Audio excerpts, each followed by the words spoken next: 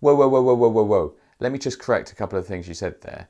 I'm not just a silly YouTuber, I'm a digital content creator. It's important that you get that correct. Secondly, this is not the spare room anymore. This is my studio. I've transformed it. There's lights and everything. And thirdly, I've not got a silly perfume hobby. I'm a fragrance collector and influencer. That is what I am. Whoa, whoa, Missy, potty mouth. I'm an influencer. I'm definitely not a Word to your mother. My name's Steve, this channel is FRAG30 and thank you for tuning in. You know I love you for doing so. Today I'm going to be talking about a fragrance from Alexandria Fragrances and I'm really excited to do so because I've never tried their fragrances before. So I've been meaning to get round to it. I've sort of have planned to do their fragrances and investigate them a little bit further, but I've always kind of got caught up with other content. And one of my Instagram followers commented on a post recently asking if I'd tried them and recommended Black Tie Affair, which is their version of Yves Saint Laurent's Tuxedo. Now I replied and said no, I've not tried that yet, but I'm kind of planning to. And the nice people at Alexandria actually kind of must have seen the post and they sent me a message and said, we'll send you a bottle. So they did. So today I'm going to do a review of Alexandria Fragrances Black Tie Affair. So as I've said, I must emphasise that I did not pay for this bottle. I'm sorry, I'm really sorry if that upsets you or offends you in any way, or if you think that this means that the review is going to be biased. They sent me a couple of other samples as well to try. And I'm going to compare one of theirs against Perfume Parlours, so I've got some nice videos coming up. As all I can say is that it won't affect it to the best of my knowledge. I'm obviously going to try and be honest. You might not believe me because, spoiler alert, this is a really good fragrance and I'm just going to have to tell you that. But that's the situation, so if you don't believe me, I'm sorry. But yeah, anyway, let's get on to the review. So notes wise, at the top there's bergamot, there's coriander, there's violet leaf. In the mids there's black pepper, there's lily of the valley and there's rose, and in the base there's patchouli, there's bourbon, vanilla, and there's ambergris as well. So before I kind of get into the breakdown on what sort of scent profile I get, it's worth noting that the bourbon vanilla is just bourbon by name. It's not treated with any sort of bourbon if you don't know.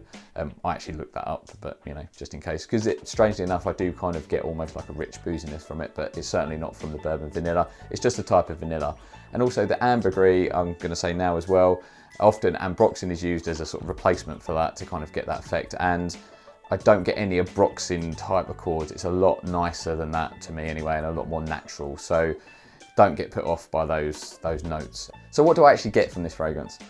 When it arrived, I was really excited to try it because I know it's a clone of Tuxedo from Yves Saint Laurent, and I know Cuba loves that scent. He raves about it, so I was really excited. Now, I've not got a sample of Tuxedo, so I'm not going to be doing a direct comparison. I'm sorry if that bothers you. Sometimes we focus so much on how close a clone is, we kind of neglect the fact that is it a good fragrance in itself. If you want a comparison, I know Dallas at Chaos Fragrances has done a side-by-side and a direct comparison, so head over there and check out his video. So what do I get then? When I first received it, I was really excited, and the first thing I did, because I was already wearing some fragrances, I sprayed it in the air and sprayed it, and straight away I thought, wow, that is lovely. It's really nice.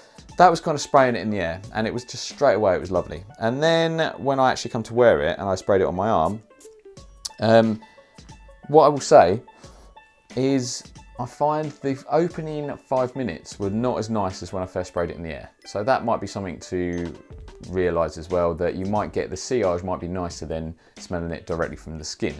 But that said, after the 5 minutes, it settled down and it sort of matched a little bit more what I was smelling in the air, if that makes sense. The first 5 minutes I found a little bit metallic actually, if I'm honest. I don't know why. I don't know if it's that kind of, there's like the first 5 minutes I kind of got this earthy metallicness to my nose, but after that it then starts getting richer and sweeter and kind of, for the want of a better word, almost a bit more boozy, but there's no booze in there, but it's kind of got this real rich smokiness that kind of comes through.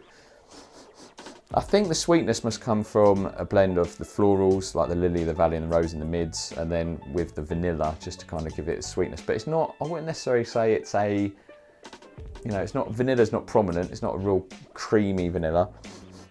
But you sort of just get this rich, sweet, obviously it's quite spicy as well, as I've noted from the notes. There's some spiciness to it, but that kind of balances well. And it just becomes this sweet, rich, classy scent. It's really nice. As I say, the dry down for me is where it's at. When I spray in the air, I get that sillage and it's really nice, but direct on skin, it takes a little while to settle down to me to really come into its own. But then when it dries down, it's really nice. As I say, the first 5 minutes, it's got this sort of earthy metallicness to it, but then after, you know, 15 minutes, when it's sort of dried down a little bit, 15-20 minutes, it then just develops this nice sweet kind of richness. And I think the rose is actually really benefiting adding to some like that sweetness. And it's just a really nice, sweet, rich scent. And as I say, it's got ambergris in it, but it's not, that doesn't give it this ambroxan synthetic kind of powderiness. It's really nice, well blended, well done version. I don't know how it compares. I know Dallas at Chaos said it was, I think he said it was spicier from what I remember. And it is, as I say, it certainly carries some spice, but with that dry down, I think it's the rose giving it some sweetness. It's not too vanilla-y from that vanilla. It's not too creamy. It's got some earthiness, but that sort of patchouli and the ambergris gives it this just nice, I don't want to say powdery because it's not powdery, but it's just kind of soft but rich, classy scent. So I do really like it. It's a really good scent and I can really recommend it. Where would you wear it? Now, I don't think it's as formal as some people say. You know, that a lot of people are saying I can only wear this to a wedding or to, I don't know, a funeral or something. For me, I don't think it's to that extent, but it's not jeans and t-shirt scent. And it is more of an evening scent because it is quite rich and it's quite, you know, sweet and sexy, I guess. And so it is more of a evening scent and it is more formal. It is certainly more smart. But I think you could wear it to work as long as you do go to work smart. So if you wear a shirt and tie, certainly that could work. Or if you wear chinos and a shirt, as long as you sort of are quite smart, I think you could get away with this in cooler weather to work. In the summer, no. Summer evenings, yes. Formal events, yes. So that's probably the only downer to this, is it's not a versatile fragrance in that sense. You have to consider and think about when you're going to wear it. That's probably the only downer. So if you think you're going to be able to, you know, rinse this, you're not. And that is a shame because it's lovely. So you want to wear it more, but you're not going to be able to just purely because of that lack of versatility.